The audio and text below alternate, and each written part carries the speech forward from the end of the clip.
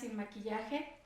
Recuerda que este programa, la única finalidad que tiene es exaltar el nombre de Dios, compartir contigo historias de vida que han trascendido y que seguirán trascendiendo, y decirte que Dios sigue mudando corazones, que Dios sigue transformando vidas y que Dios sigue haciendo milagros. Esa es la finalidad de este programa. Y el día de hoy tengo la bendición de entrevistar y la oportunidad de entrevistar a quien ha sido mi compañero de vida durante 30 años, y estoy segura que su testimonio quedará grabado ahí en tu corazón también. Actualmente es pastor de Centro de Vida Metepec, en una iglesia hermosa, en verdad hermosa, con ovejas hermosas. Y bueno, por muchos años ha tenido el ministerio de las cárceles, ha tenido el llamado también a los hospitales, a los centros de rehabilitación.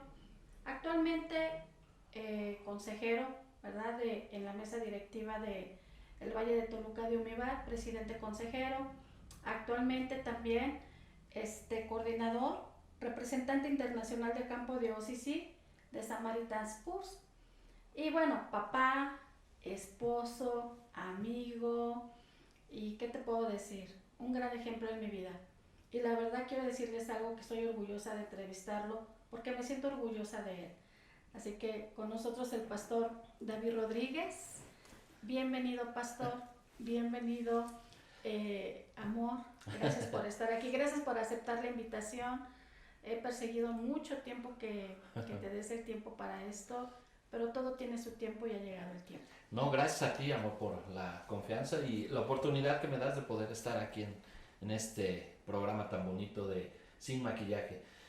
No que no haya estado, generalmente estamos detrás de cámaras, pero bueno, hoy se presenta esta oportunidad y gracias a Dios por este tiempo, ¿no? Pues aquí estoy, ¿verdad? Gracias. Listo. Y permítanos conocerte un poquito más, Okay. que las personas tan lindas que nos están viendo, que nos están escuchando. Gracias por conectarse, gracias por estar con nosotros. ¿Dónde naces, pastor? Bueno, yo nací, iba a decir en una cuna cristiana, pero las cunas no son cristianas. Nací en un hospital, en el Hospital General de Toluca, y sí bajo el seno de una familia cristiana por parte de mi mamá. Ella, por parte de mi mamá, somos la cuarta generación de cristianos evangélicos aquí en Toluca. Entonces, ahí nací hace 56 años. Wow, wow. Y bueno, ahorita que mencionas, antes de pasar al otro punto, que naciste en una cuna evangélica y que eres la cuarta generación, me acuerdo que mi suegra Carito nos comentaba que sus abuelos o sus bisabuelos sufrieron la persecución realmente del pueblo cristiano, ¿verdad? Sí, fue un tiempo muy difícil. Yo recuerdo que nos platicaba mi abuelo principalmente que su papá fue de las primeras personas que aceptaron el evangelio aquí en Santana Tlalpatitlán, es de ahí de donde yo soy. Y, y ellos recibieron a los primeros misioneros que llegaron con el evangelio y después se atrevieron a empezar a construir, junto con otras familias, empezaron a construir el templo en Santana. 2 veces les quemaron el templo. Wow. Se los tiraron, les escupían, había persecución, pero ellos permanecieron, ¿no? Ese legado llegó a la vida de mi abuelo y después con mi mamá, y aunque el diablo nos los quiso quitar en nuestra generación, la fidelidad de Dios permaneció y pues aquí estamos sirviendo a Dios ya. Gracias a Dios. Doy gracias a Dios porque ahora mis hijos son la quinta generación Wow. y sirviendo a Dios también. Wow. ¿Cuántos hermanos tienes? Somos 4 hermanos. Es mi hermana Margarita, que es la mayor, Reinaldo sigue, después yo y Mario. Somos 3 hombres y para honra y gloria de Dios, pues los 4 somos pastores, ¿no? Después de una vida difícil, una vida no muy fácil, pero al final las oraciones de mi madre nos alcanzaron, nos tocaron la mano de Dios y el Señor nos alcanzó, nos encontró y aquí estamos. Así es, mi suegra fue una mujer de oración, una mujer que nunca se rindió ante la adversidad. Es precisamente lo que vamos a platicar el día de hoy, porque, bueno, yo al presentarte di títulos, di lo que ahora eres, pero detrás de todo eso hay un caminar, ¿verdad? Sí. Hay un estilo de vida, hay testimonio que Ujú. contar. Entonces, eh, quedas huérfano, pastor, cuando eres muy chico por parte de papá. Sí, mi papá muere cuando yo iba a cumplir 6 años de edad, entonces mi papá muere, hay imágenes en mi mente, así como si fueran un sueño de mi papá.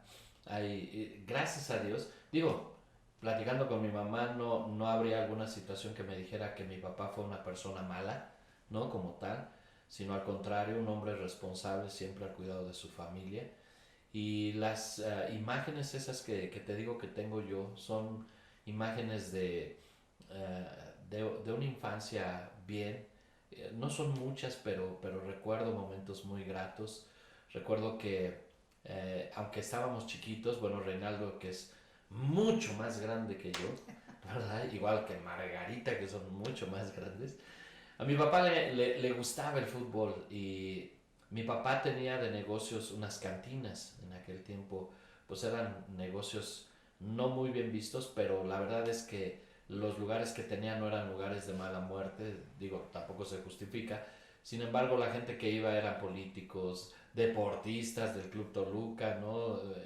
Empresarios y todo. Y recuerdo que por ahí llegábamos a ir al fútbol y cómo conocían a mi papá que llegábamos y decían, ah, son los hijos de Mario, que pasen. Pasábamos sin boleto, ¿no? Y entrábamos. Claro que, pues, eran tiempos especiales, pero de las cosas buenas que recuerdo, aunque mi papá no era cristiano, hasta que él conoce a mi mamá y mi mamá le comparte y se casan en la iglesia cristiana. Mm. Entonces, cuando íbamos a la iglesia, recuerdo que mi papá me daba 2 pesos de esos de papel, los que se acuerden, ¿no? Y me decía, este es tu domingo y este es para tu ofrenda. Ujú. Y eso es algo bien importante que se ha quedado marcado en mi vida siempre, ¿no? El poder dar a Dios, que ha sido ya parte de nuestra vida, ¿no? La formación que hemos tenido. Pero eran los detalles que él tenía. Recuerdo que me sentaba en su pierna y movía su pierna y yo le hacía... "Ah". Son de los bonitos recuerdos que tengo, ¿no? Sin embargo, un día sucedió algo, él enferma, una enfermedad, era pulmonía fulminante, y lo último que yo recuerdo de mi papá es que me llevaron al hospital, Mm. no me dejaban entrar por la edad, era en el seguro social, los que son de aquí de Toluca lo conocemos como el seguro viejito, Mm. y estábamos en el seguro, yo recuerdo bien esa escena, yo estaba en la banqueta enfrente del seguro y una de mis tías que ya falleció, mi tía Miriam, ella me llevó y me decía, ahí va a salir tu papá en esa ventana, fíjate ahí. Y entonces estuve viendo una ventana y sí salió mi papá.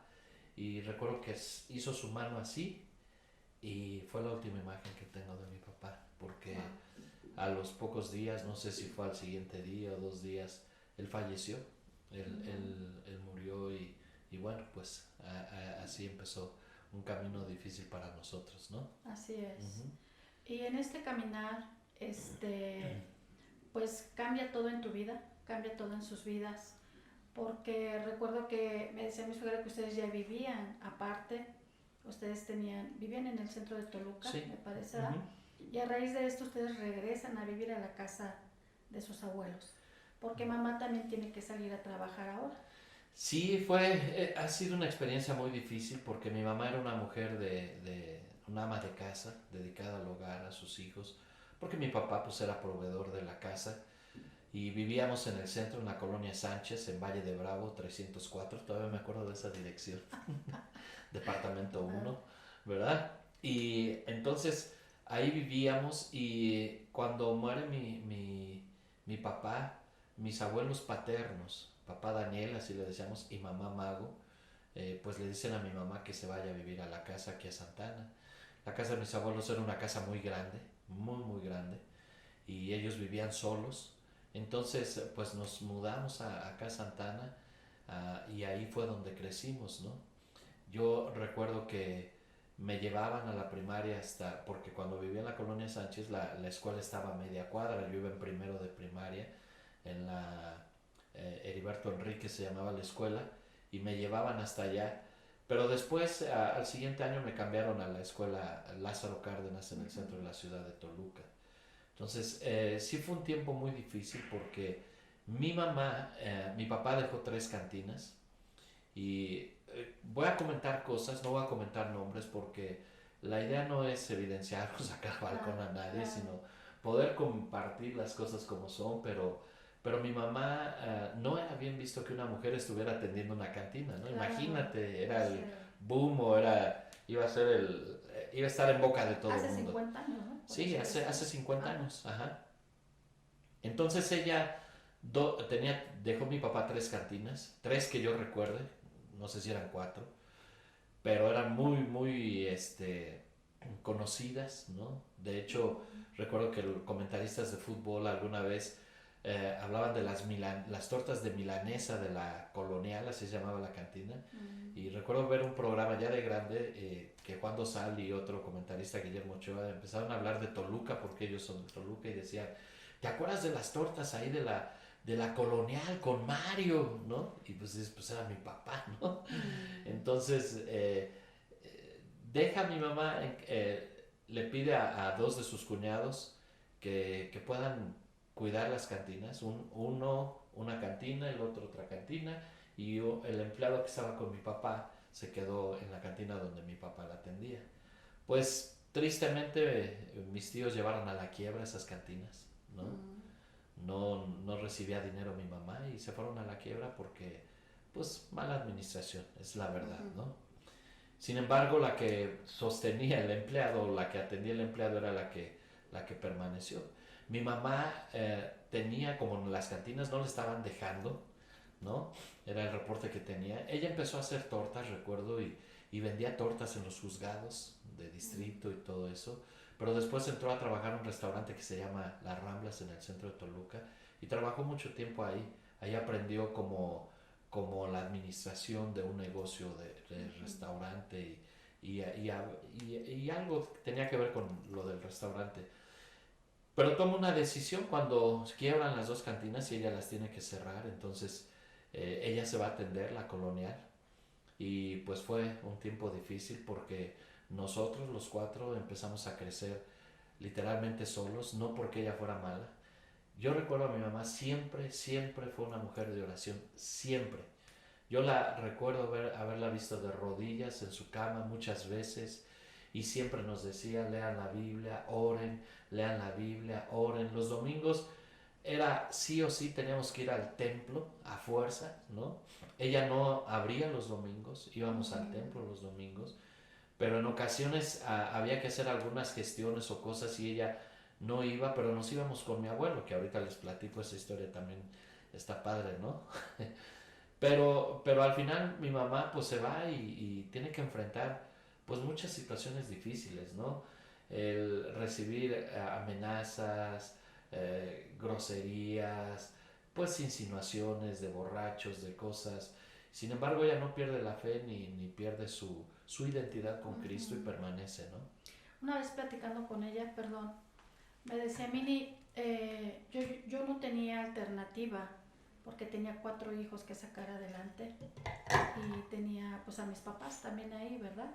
Que de alguna manera los honraba también económicamente.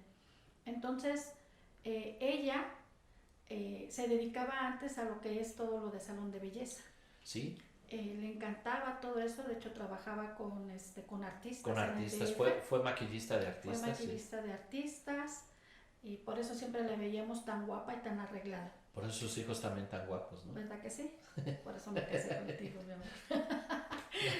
Comento esto porque siendo ama de casa, estando en lugares de alcurnia, por así decirlo, estando en lugares de un estatus bien, pues vine a trabajar. Su vida también para ella cambió muchísimo.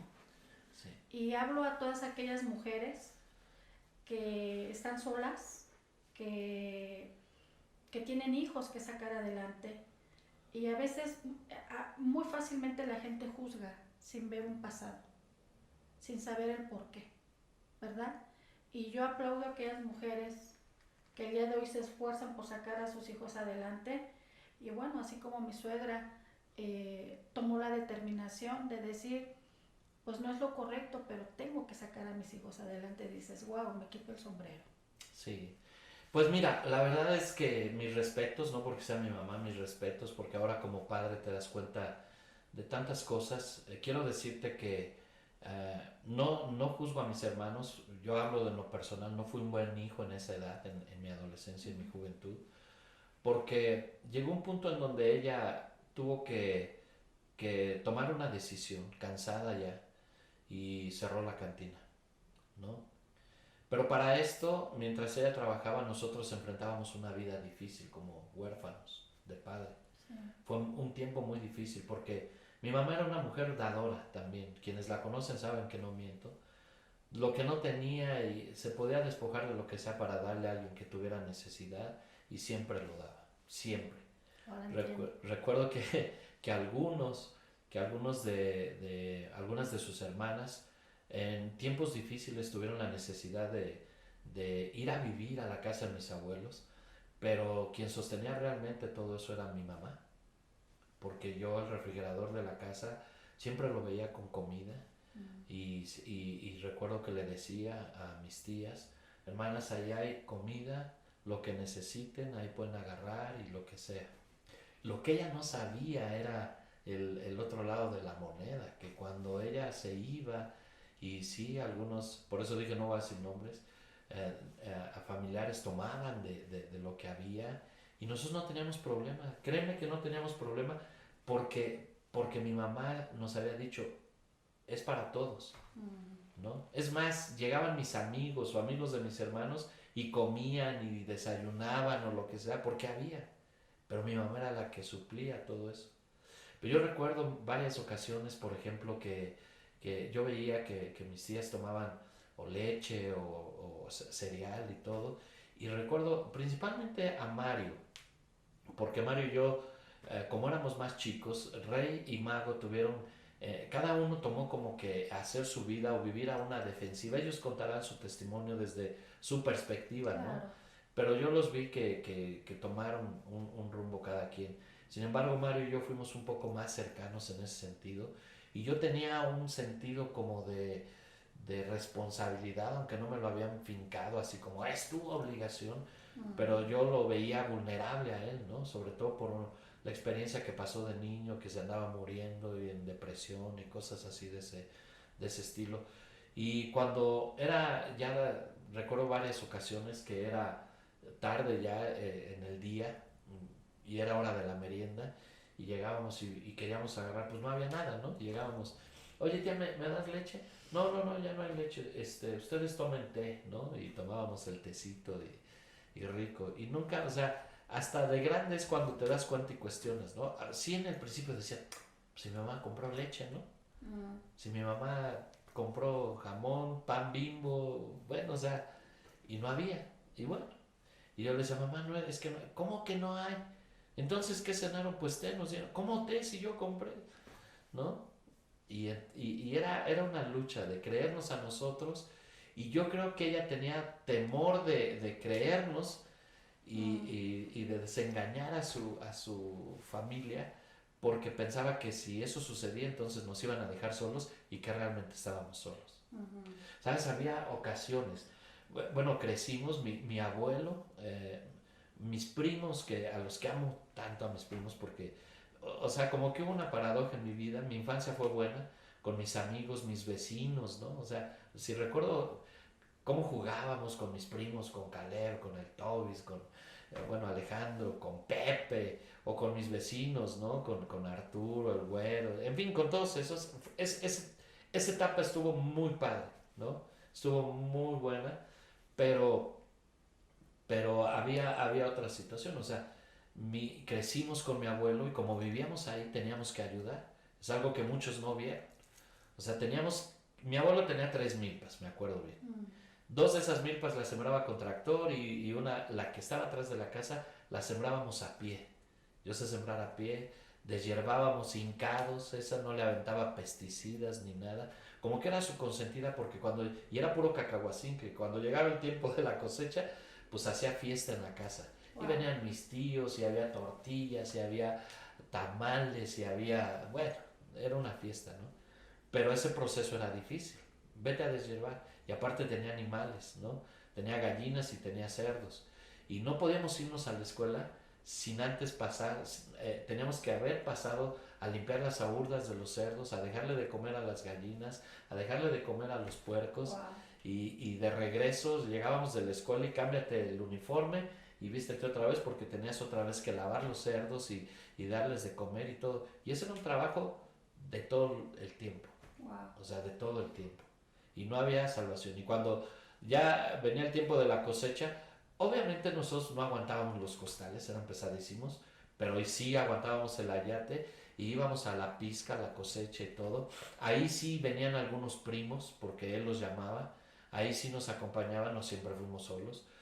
Pero el tiempo de desgranar, también a veces llegaban algunos primos a desgranar, pues no podías salir a jugar si no desgranabas un montoncito que te ponía ahí de maíz y a desgranar, ¿no? Ujú. Entonces, eh, sin embargo, pues creces con mañas y nos hacíamos, buscábamos la manera de escaparnos, de hacer travesuras y fue, a lo mejor suena duro decirlo, pero en algunos aspectos mi abuelo fue duro con nosotros, ¿no? Ujú. Fue duro, las disciplinas eran duras, pero yo le agradezco mucho de lo que él me ponía a hacer, porque al día de hoy no me da miedo meter las manos en nada, yo puedo Ujú. meter las manos para servir y trabajar, y mucho se lo agradezco a él, mucho de la formación de trabajo se lo agradezco a él, y también mucho del temor a Dios, aunque en la adolescencia y la juventud pues nos apartamos de Dios, ¿no? Ujú. Teníamos, cuando íbamos al templo, los zapatos tenían que ir pulcros, Ujú. ¿no? Teníamos que ir bien vestiditos y nos sentábamos enfrente de él en el templo y cuidadito y te reías o hacías algo porque era un jalón de orejas. Un día me llevé de pinta a mis primos porque, mi abuelo me enseñó a irme ya que estábamos con él. Era a finales del segundo año de primaria, me acuerdo bien, y a principios del tercer año. Y mi mamá no me podía llevar, mis hermanos estudiaban también, Mario estaba chiquito. Entonces él me llevaba y me decía, mira, mijo, aquí tomas el camión, tiene que decir así y aquí te vas a bajar. Wow. Y luego de regreso, ahora lo vas a tomar aquí y ya sabes dónde bajarte. Ah. Así que prácticamente desde el tercer año yo me iba solito hasta el centro, ¿no? A la escuela. Y también, bueno, no va a haber tiempo de platicar, pero una vez me quisieron robar, dije, una pareja, me han dicho qué niño tan bonito, y me querían llevar, pero no los dejé. Sí, sí, sí. Y más Entonces, que en aquel entonces no había alumbrado. no había Tenías que alumbrado, salir nosotros vivíamos en temprano. terracería. O Exactamente. sea, ya cuando Mario entra a la primaria, mi mamá le dice a uno de mis tíos, le dice, cuñado, te encargo a mis hijos, porque él llevaba a sus hijos a la escuela también. Y él le dice, sí, cuñada, no te preocupes, ¿no? Entonces salíamos temprano porque los camiones pasaban uno cada hora, Ujú. o sea, no eran tan seguidos, ¿no? Como Sí. ahora. Y yo recuerdo que él salía y nosotros teníamos que estar, Mario y yo teníamos que estar cazándolo en la puerta Mm. porque salía y caminaba rápido. Él le cargaba la mochila a sus hijos y se iba rápido y nosotros con las mochilotas ahí íbamos atrás de él y no nos esperaba. Entonces íbamos ahí. A veces yo le cargaba la mochila a Mario y los charcos porque era terracería y cuando era tiempo de lluvia. Y recuerdo más de una ocasión que él llegó a la parada del camión, llegó el camión y nosotros veníamos corriendo y se iba, ¿no? Y yo decía, ¿por qué no le dijo que nos esperara si estábamos a 30 pasos, ¿no? Ujú. Pero eran las situaciones de una orfandad, ¿no? O Así sea, es. tristemente suceden esas cosas, pasan esas cosas. Platicábamos un día con mis hermanos, recuerdo que un día alguien de mis tíos llevó pan para la merienda y nosotros como niños pues hay una inocencia y corrimos y íbamos a agarrar pan y nos dijo, no, no, no, no, ustedes espérense. Primero que agarren mis hijos y si sobra, después ustedes. Wow. O sea, Pero qué importante punto, qué importante tema, porque muchos conocemos jóvenes, amigos que no tienen papá. Y qué importante es dar una mano sin fingir. sin fingir, exactamente. Qué importante es ayudar sin fingimiento y con un amor genuino. Porque la persona que lo está viviendo así lo siente. Sí, La exactamente. persona que vive la orfandad y que actualmente hay mucha orfandad, eh, esto nos habla mucho a nosotros y nos está hablando mucho acerca de poder ayudar de poder ser alguien en la vida también de estas personas y no dejarlos solos, no dejar solo a una madre soltera o a un viudo, ¿verdad? A un padre soltero, darles las manos. Fíjate que por eso la palabra de Dios es muy clara y dice que Él es padre de huérfanos Así es. y defensor de viudas, ¿no? Entonces, es muy difícil, o sea, yo por eso digo, gracias a Dios por mi mamá, ¿no? Porque de alguna manera pues siempre permaneció en la oración y ahí nos alcanzó. Por circunstancias como estas, entonces empezamos a tomar rumbos difíciles. Pues empieza a tomar decisiones. Yo no voy a culpar a la gente con la que me juntaba, porque mi mamá, me acuerdo que un día me dijo, eh, o sea, ya en la juventud, pues éramos tremenditos, ¿no? Pues peleoneros o de mecha corta, como dicen, ¿no?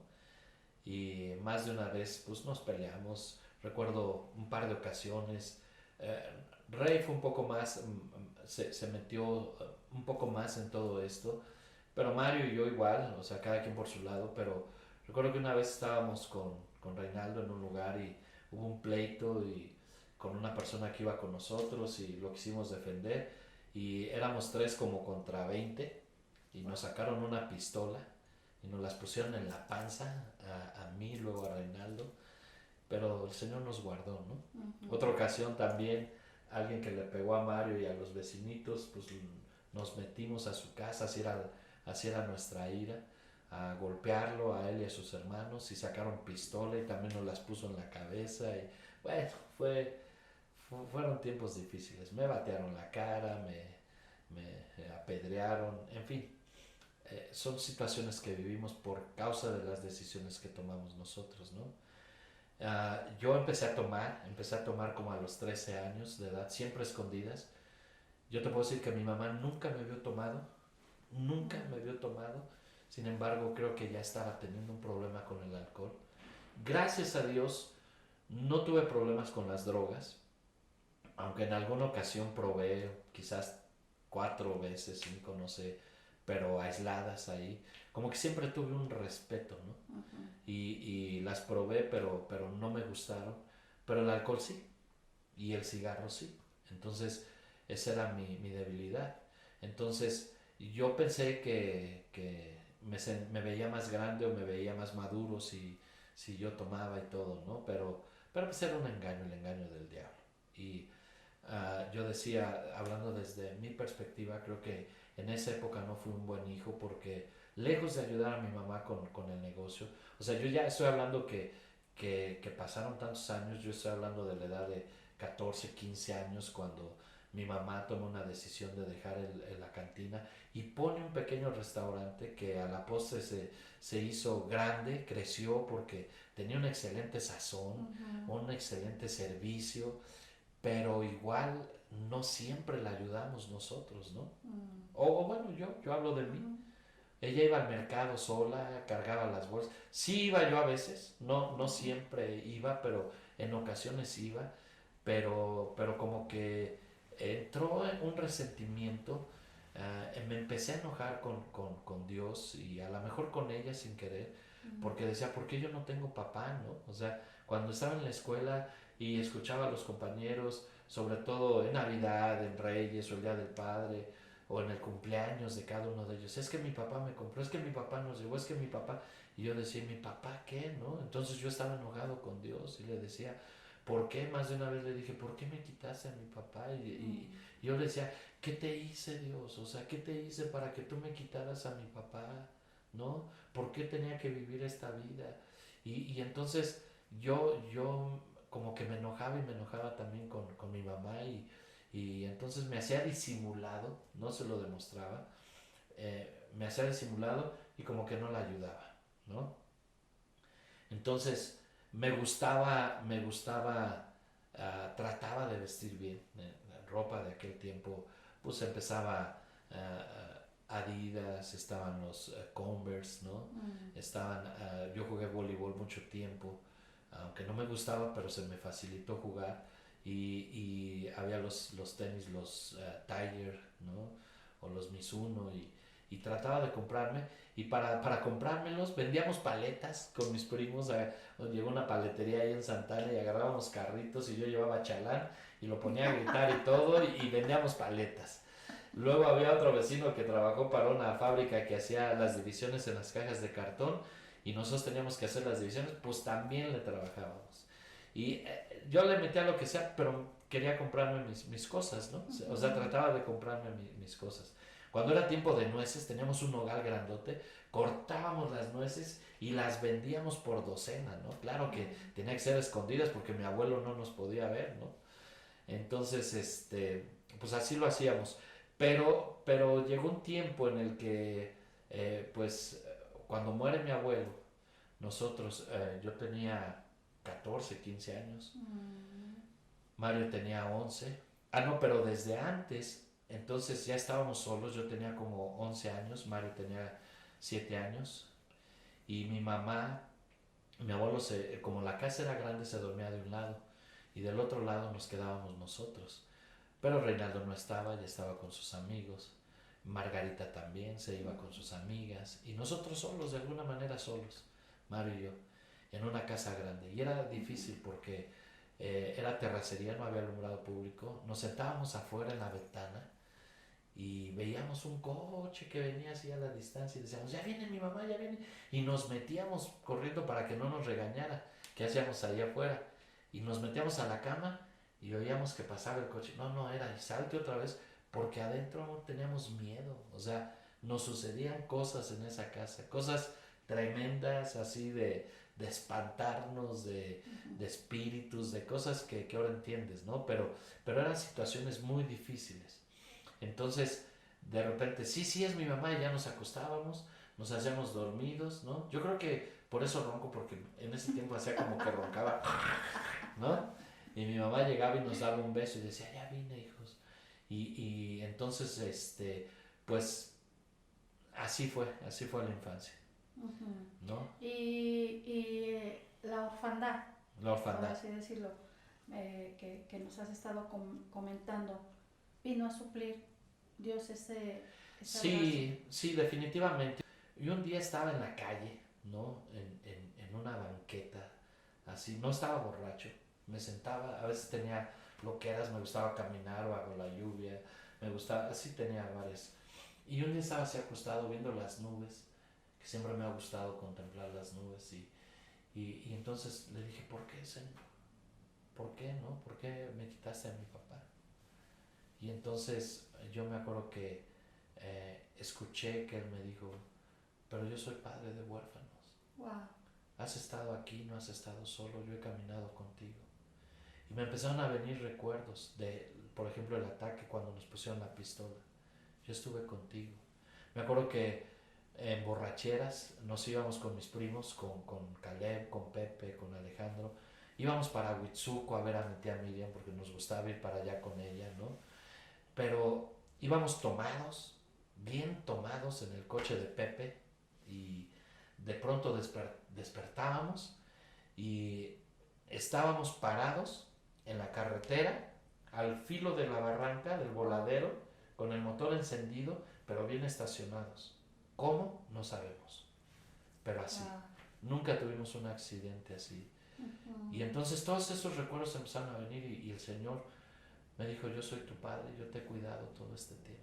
Oh, qué hermoso. Y fue algo que cambió mi vida, porque entonces yo empecé a tomar decisiones, otras decisiones.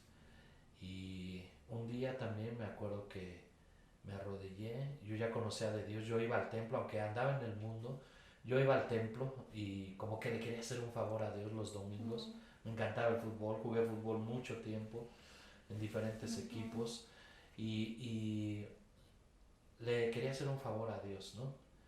Y un día también le dije, Señor, perdóname porque, pues por el problema que tengo con el alcohol. Y le dije, lo peor de todo es que me gusta tomar.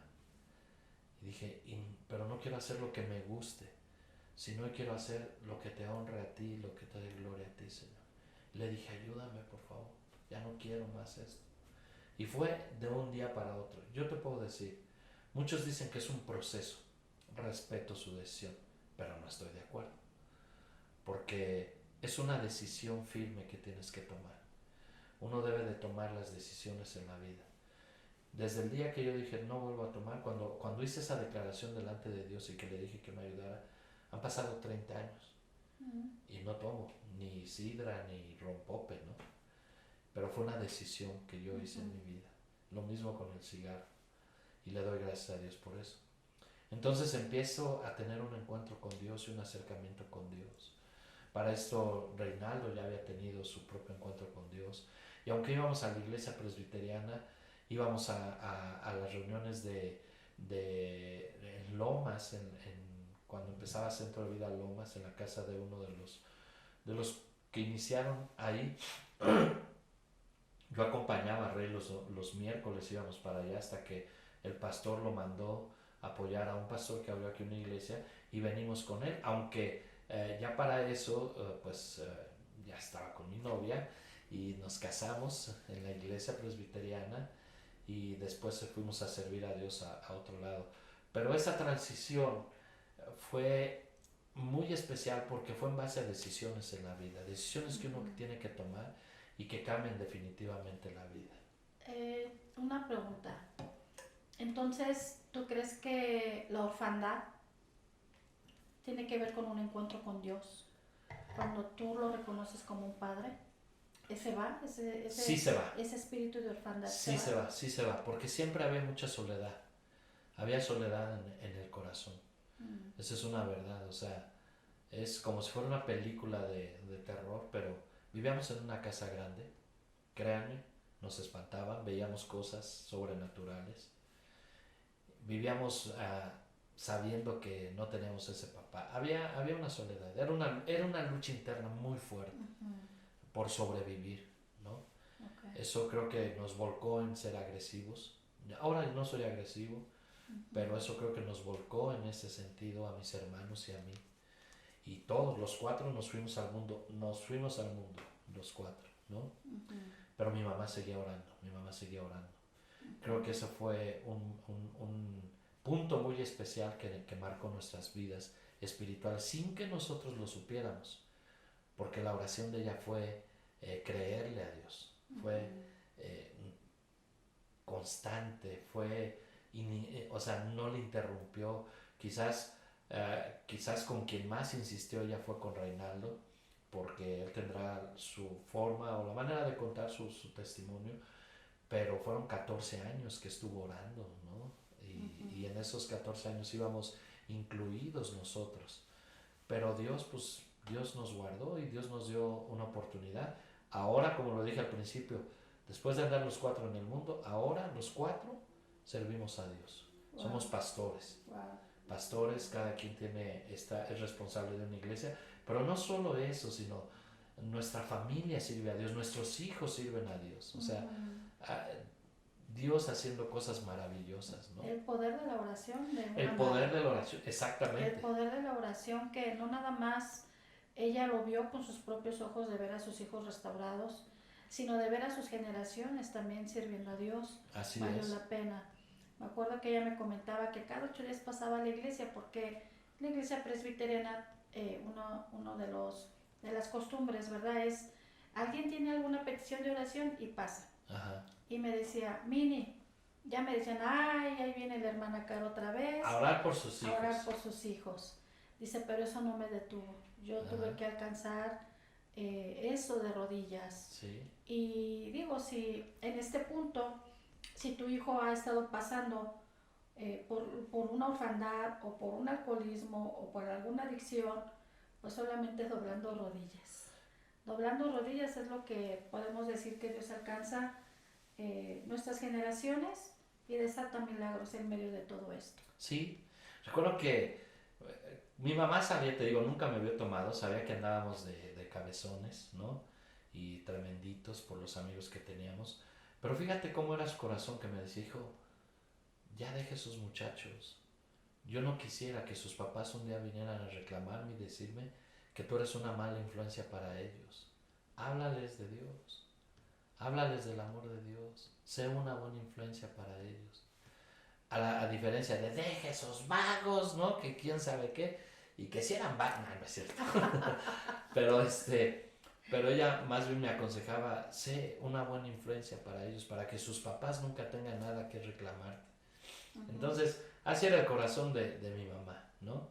Al final, pues, te digo ahora, gracias a Dios servimos, eh, tenemos esta iglesia maravillosa, Centro de Vida Metepec, pero hemos servido por muchos años. El ministerio carcelario nace en el corazón de Dios, pero es puesto en el corazón de Reinaldo, y cuando él empieza, nos sumamos a ese trabajo, y fue una bendición, o sea, es uno de los ministerios que más amo. Yo poder ir a la cárcel es una bendición, y lo hemos hecho por muchos años, a lo mejor no seguiditos, pero por las diferentes ocupaciones ministeriales que teníamos, dejábamos medio año, pero hemos estado desde hace 25 años en el ministerio, ¿no? Y ha sido toda una bendición. Lo mismo, ir a los hospitales a llevar alimentos, oración, adentro y fuera del hospital. Y lo sorprendente también, centros de rehabilitación, pero que no son cristianos, sino del gobierno, que ellos nos buscan para que nosotros vayamos y llevemos la palabra de Dios. Entonces, ha sido un reto, pero también tuvo su formación, porque no quiere decir que de la noche a la mañana ya estábamos ahí, ¿no? Creo que Dios nos fue preparando, nos fue procesando en el camino, ¿no? Pues recuerdo que uno de mis anhelos era tener hijos, tú sabes que mi deseo era tener 5 o 6 hijos, ¿no? Tener muchos hijos.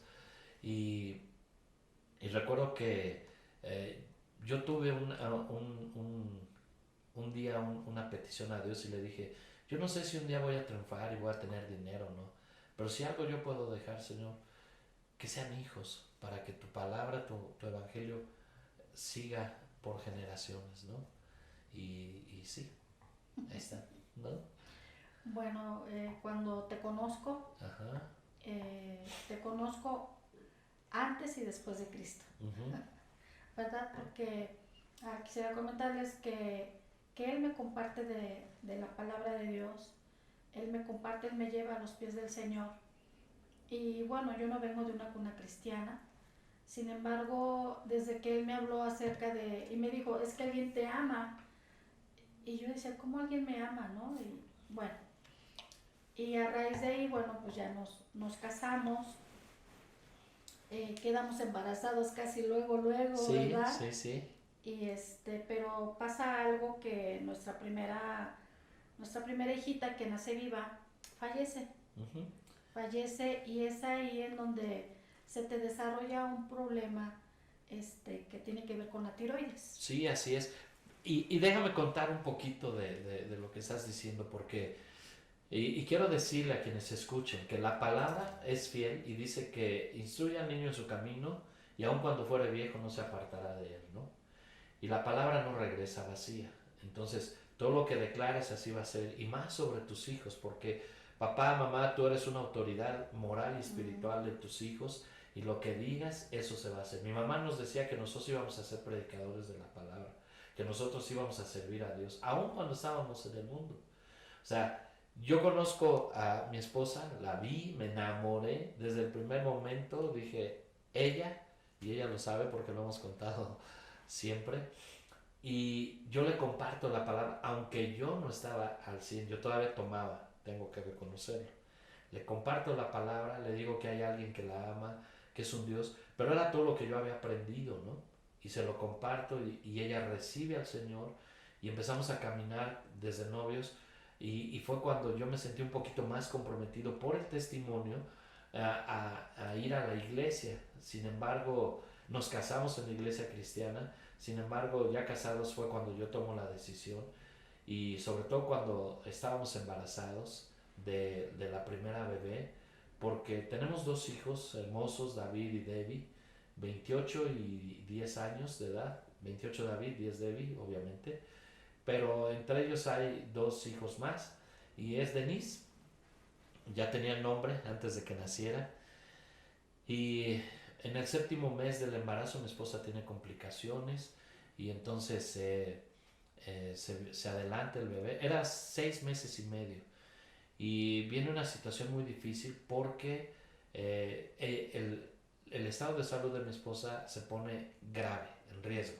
Ella tiene un propio testimonio que vio la lucecita al final del túnel y ya se me andaba yendo, ¿no? Lo bueno es que la alcancé a agarrar, no te vas. Pero cuando estábamos en el hospital, que mi suegro siempre me acompañó y mi hermano, Reinaldo, en esa etapa, en esa primera etapa con Denise, y me dicen, ¿sabe qué? Si hay una de dos, o sea, o procuramos mantener al bebé ahí, pero su esposa está en un riesgo muy grave. Yo ya había tomado la decisión, obviamente. Y la otra es, podemos operar, sacar al bebé, pero quizás no se logre. Y lo que sí puede suceder es que su esposa se recupere y más adelante, si Dios quiere, tengan hijos. Entonces yo ya había tomado la decisión. Obviamente yo dije, pues mi esposa. Sin embargo, la otra parte era un sentimiento de culpa y fue algo que presionó mi corazón. Y a partir de ese momento algo se desató en mí. Yo lloré mucho porque esperábamos mucho a esa hija, lloré mucho. Se anhelan los hijos, cuando anhelas, cuando quieres a los hijos, ese es un dolor muy fuerte, la pérdida de un bebé. Recuerdo que alguien un día me dijo, en una tienda en Santana yo iba pasando un cortejo fúnebre y llevaban una cajita chiquita y dijo la señora, pues es que es un bebé, pero pues ¿a poco se le puede llorar a un bebé? Dije, no sabes lo que dices, ¿no? Cuando amas y cuando sabes qué bendición es poder dejar un legado de ese tamaño, pues por supuesto que lloras y que es difícil. Y entonces yo lloré mucho, me acuerdo que mi suegra me decía, ya no llores, tienes los ojos hinchados, ¿no? Porque, bueno, pues nace el bebé, vive 2 horas y muere, me dan el cuerpo, mi esposa en el hospital, yo tengo que ir a sepultarlo, después ven a sacar a mi esposa y bueno, fue una situación. Y de ahí se me desprendió el problema de la tiroides, tuve hipertiroidismo y mis ojos tuvieron una salida de su posición normal, algo que se le conoce como exoftalmo, ¿no?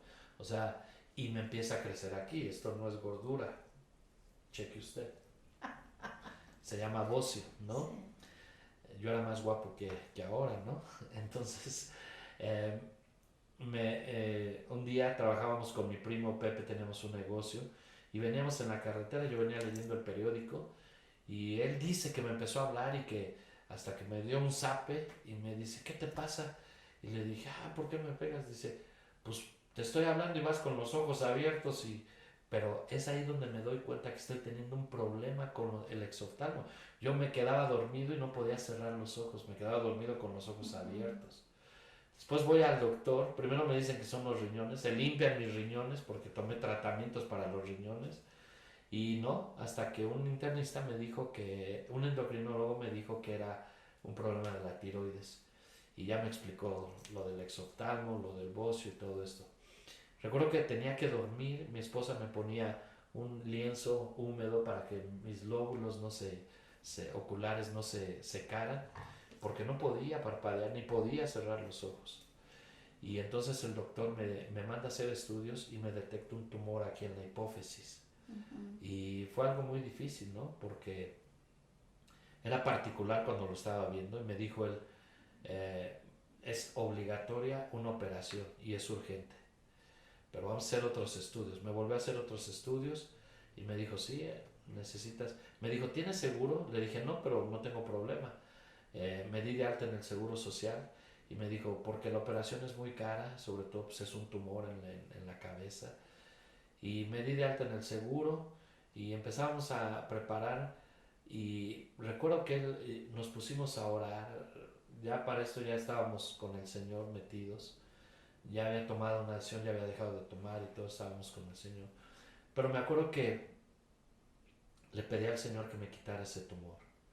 Y, y entonces cuando me hacen en el seguro para validar, porque no, como que no validaban los estudios que venían de fuera, sino que ellos tenían que hacer los propios. Cuando me hacen los estudios en el seguro, ya no hay tumor. El Señor me sanó del tumor, ¿no? Sí. O sea, me quitó el tumor el Señor.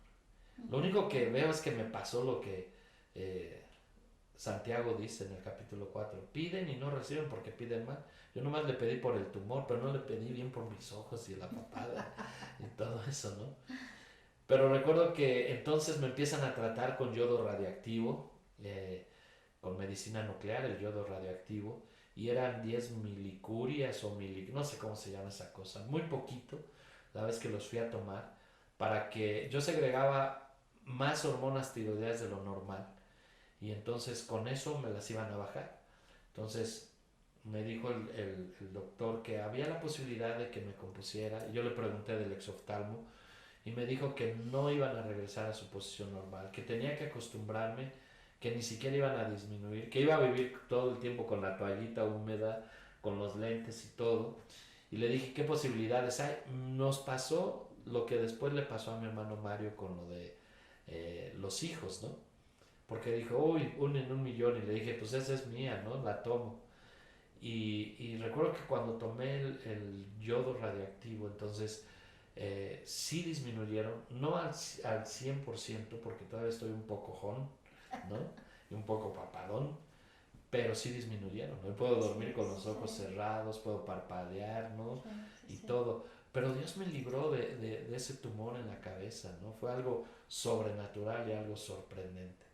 Pero también nos dijeron que teníamos que esperar por lo menos 2 años para que mi esposa se recuperara y pudiéramos embarazarnos nuevamente.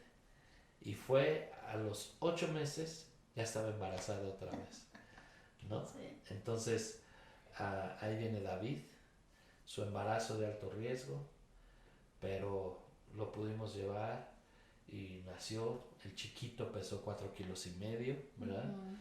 Y ya el tercer embarazo era un varoncito, pero en el 6 mes y medio igual tiene complicaciones y lo pierde.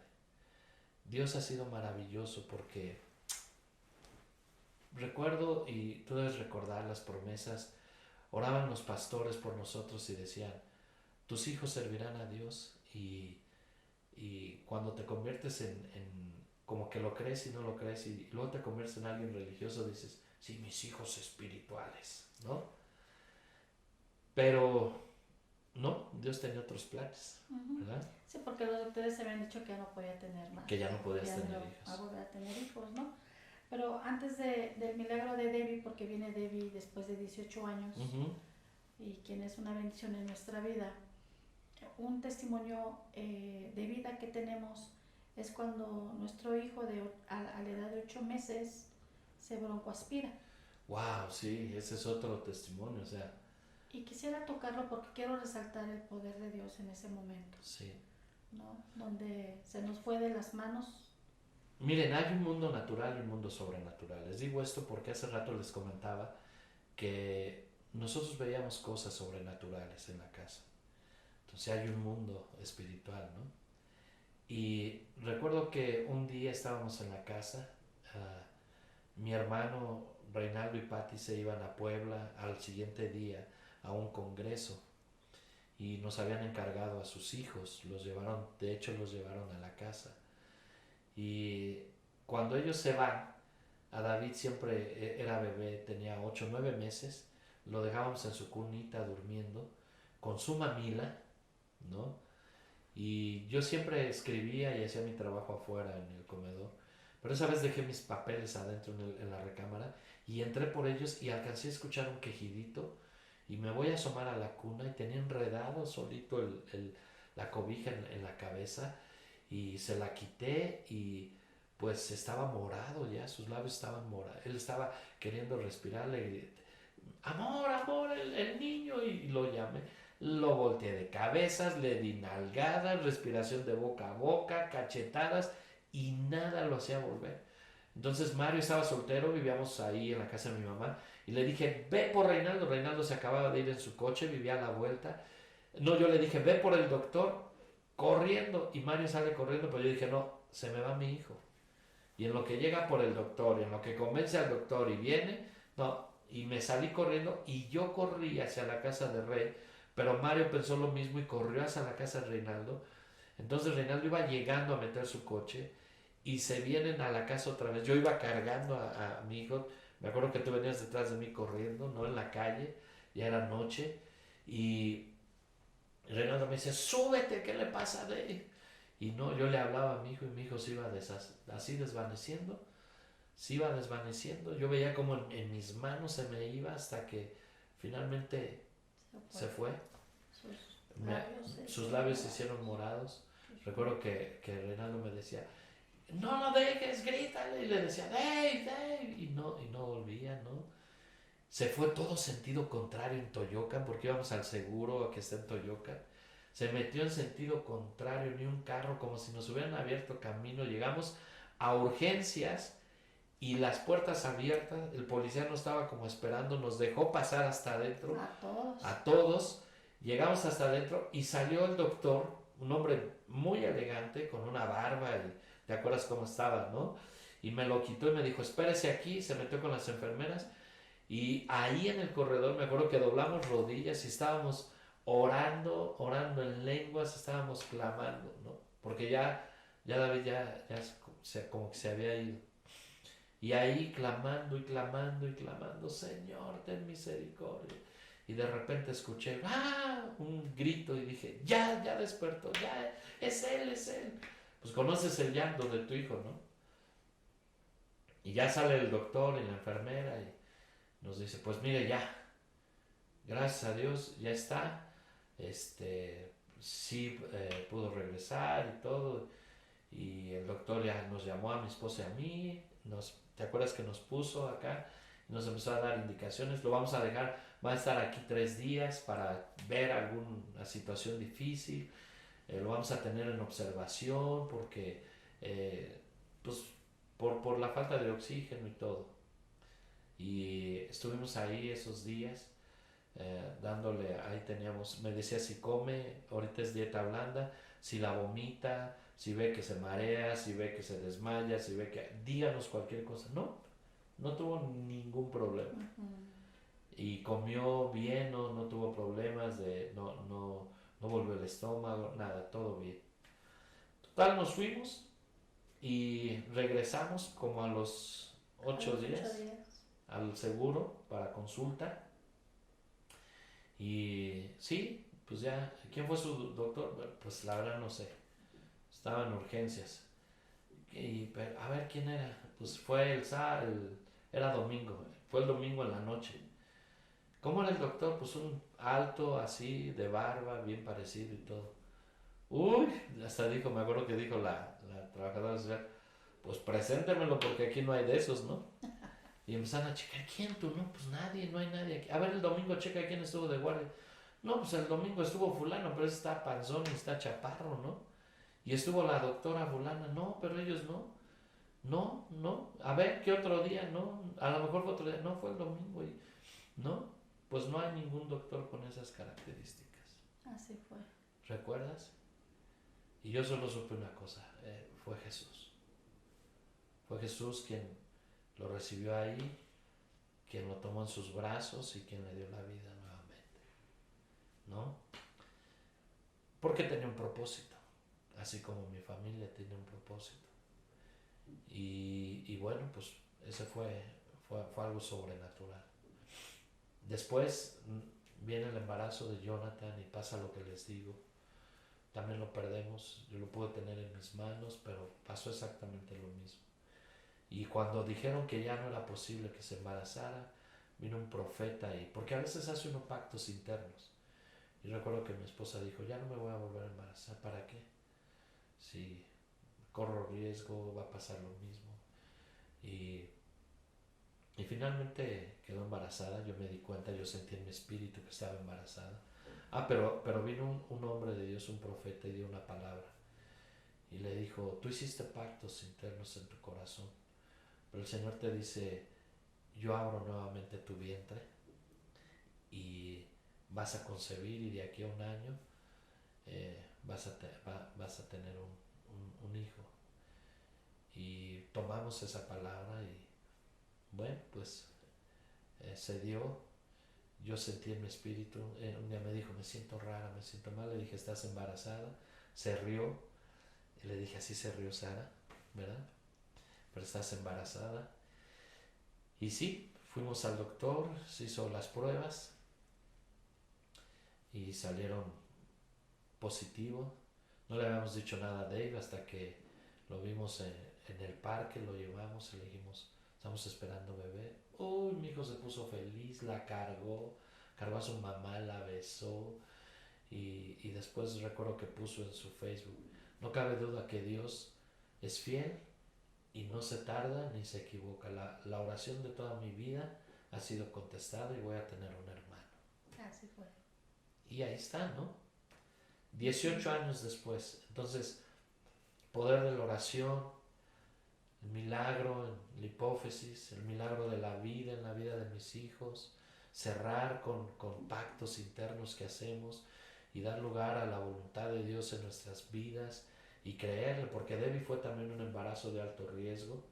Nos recomendaron una doctora, fuimos con ella. Mi esposa tenía 38 años, yo tenía 45 años cuando quedamos embarazados de Debbie, ya no éramos jovencitos. Y la doctora está cuando dijo, nombre, Minerva, edad 38, sin checarla, sin ocultarla ni nada, levantó la cabeza y dice, pues de una vez le digo, prepárese porque la criatura viene con Down o viene mal, con malformaciones y todo. Pero pues le voy a mandar, yo le dije, no, ¿sabe qué? No recibo esas palabras. Y mi esposa, recuerdo que lloraste. Le dije, no llores, amor, Dios es fiel. No iba a permitir que a esta edad nos embarazáramos como para no cumplir, ¿no? Y dice, les voy a mandar, ay, qué optimistas. Le dije, no, no es optimismo, es creerle a Dios y a sus promesas. Bueno, les voy a mandar estudios. Le dije, no, ni gaste su receta porque es la primera y la última vez que estamos con usted. Pues como quieran, pues sí, le pagamos la consulta y fuimos con otro médico que Dios nos guió, oramos, Dios nos guió con un médico que fue muy atinado.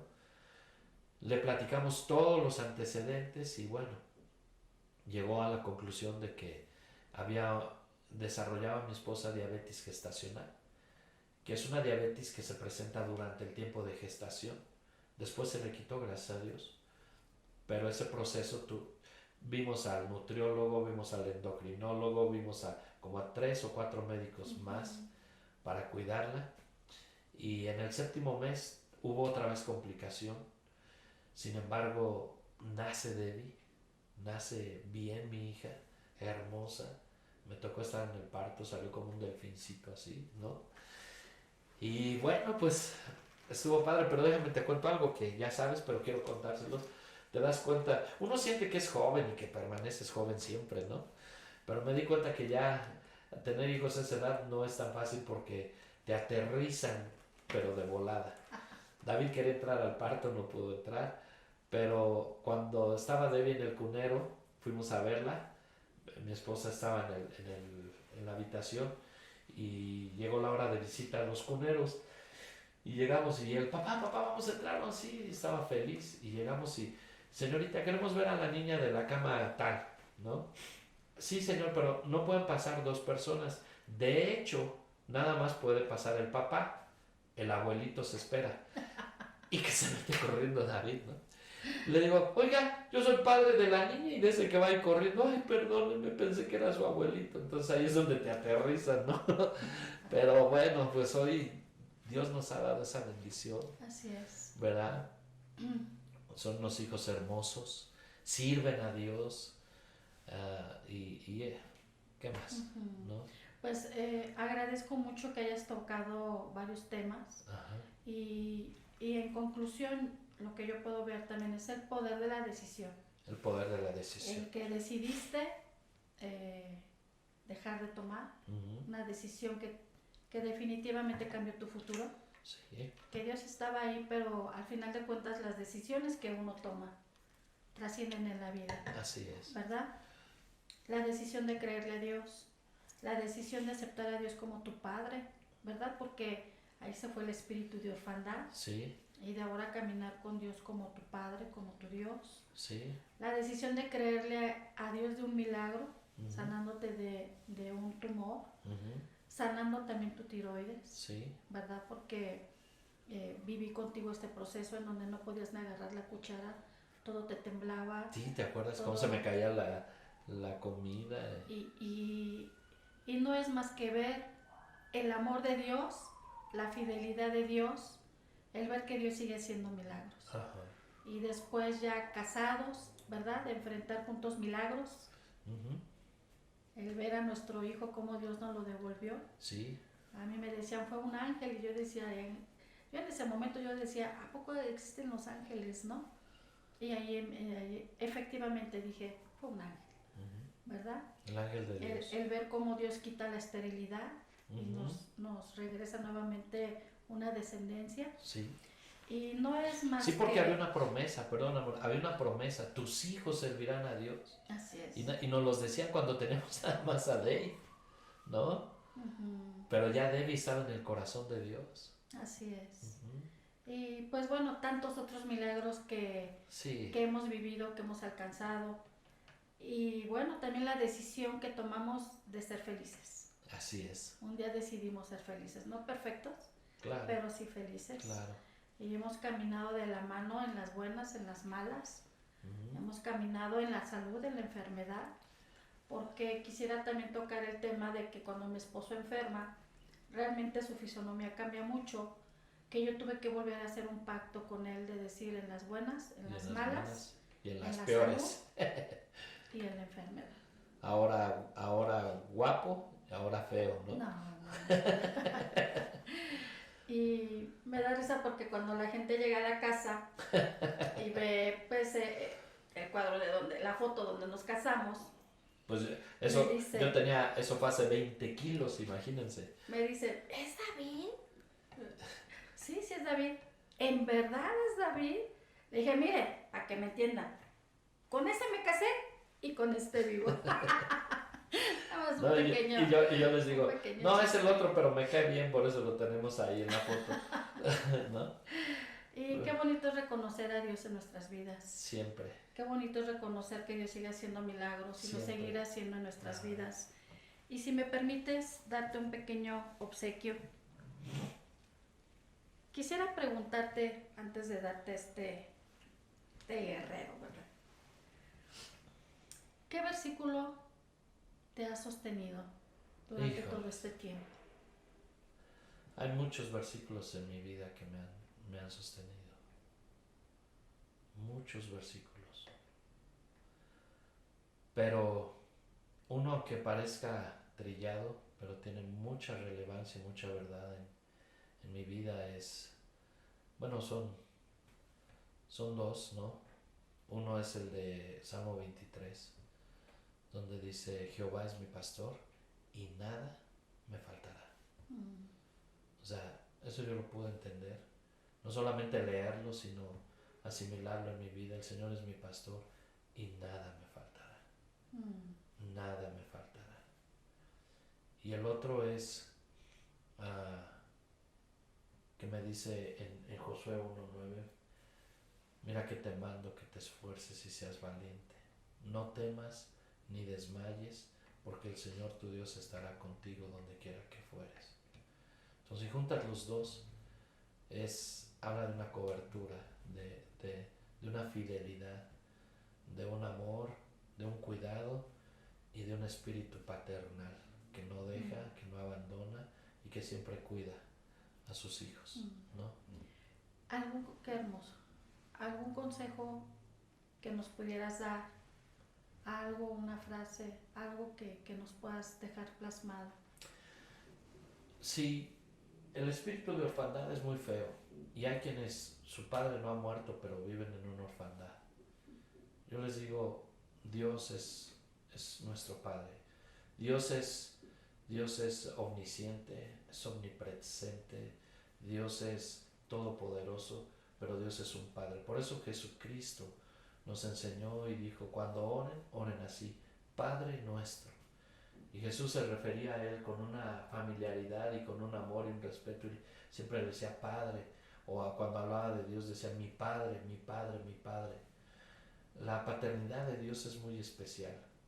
Vean a Dios como un papá, no lo vean como un viejito regañón que está en el cielo. Eso es como muchas veces lo pintamos, o como alguien que se voltea y se desentiende de nosotros, ¿no? La Biblia dice también, Proverbios 3:12 habla y dice que así como el padre al hijo que ama disciplina, así es Dios con nosotros. Entonces, en todos los sentidos en nuestra vida, cuando tienes sentido de identidad con Dios, entiendes que Dios es un padre y debes de tomar una decisión. La decisión más importante en tu vida debe de ser recibirlo a Él como un padre, ¿no? Así es. ¿Verdad? Porque Él nos recibe como hijos. Así es. ¿Verdad? Esa es la promesa de su palabra. Dice, ahora serán, yo seré para ellos padre y ellos serán para mí hijos. Ese es, vean a Dios como un padre y en Él van a encontrar todo y Él va a suplir todo. Wow, es qué bonita enseñanza, qué bonito consejo.